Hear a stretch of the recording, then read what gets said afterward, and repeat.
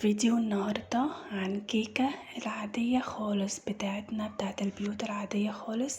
هي كيكة الطيبين، اسمها كيكة الطيبين عشان هي طيبة كده وكل اللي بيحبها بيكونوا ناس طيبين خالص زي اهالينا. مهما عملنا لهم من وصفات هما بيلفوا يلفوا ويرجعوا للكيكة العادية خالص.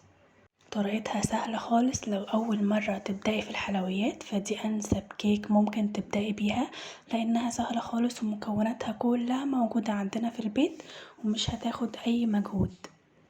هنبدأ الوصفة ب3 بيضات، بس أهم حاجة لازم يكونوا بدرجة حرارة الغرفة. هضربهم الأول في الكبة مع بعض لحد ما ينفشوا خالص، لحد ما تلاقي القوام بتاعهم بقى عالي كده. بعدين هضيف كوباية من السكر. هنخلط كل مكون مع التاني بالراحة خالص. حطيت معلقة صغيرة من الفانيليا أو كيسة، وبعدين كوباية زيت على سمنة. هنضرب كويس وبعدين ضفت كوباية لبن، وبعدين بقلب واضيف كوباية دقيق. تتقلب كويس جدا مع المكونات، وبعدين هضيف كوباية دقيق تانية. انا كده استخدمت بالظبط كوبايتين دقيق لحد دلوقتي.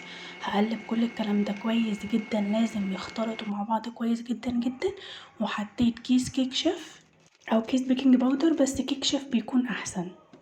وانا هنا لما لقيت القوام شوية كان سايل زودت معلقة او معلقتين دقيق، مش اكتر من كده. صينية متوسطة هحط طبقة من الزيت، افرشها كده كويس جدا بالجوانب كمان علشان الكيك ما تلزقش، وبغلفه بطبقة من الدقيق. هننزل بقى بعد كده كل الدقيق الزيادة، وبعدين ننزل بخليط الكيك. شايفين خليط الكيك متماسك حلو قوي، مش مية ومش تقيل، هو متوسط كده تحفة.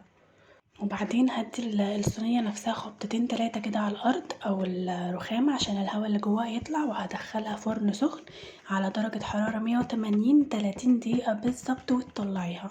شايفين بقى اللون كان خطير، لونها كان خطير مظبوط جدا من فوق ومن تحت. كانت طرية، كانت طعمها خرافة، وحتى لما باتت تاني يوم الصبح كانت طرية جدا وهشة، فظيعة بجد، طعمها خطير.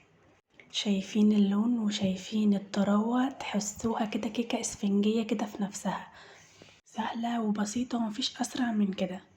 واحلى حاجة فيها ان مكوناتها كلها موجودة في البيت خالص. مهما عملنا من كيك بقى بالشوكولاتة او كيك شاتو او جاتوهات، هي الكيكة دي بنلف نلف ونرجع لها تاني مع كوباية شاي بقى كده على الفطار او العشاء. يا سلام، روقان مفيش بعد كده. جربوها وهستنى رأيكم في الكومنتات، ومتنسوش اللايك والشير، واستنوا كل الفيديوهات الجاية، واعملوا اشتراك في القناة عشان يجيلكوا الفيديو الجاي بوصفة تحفة.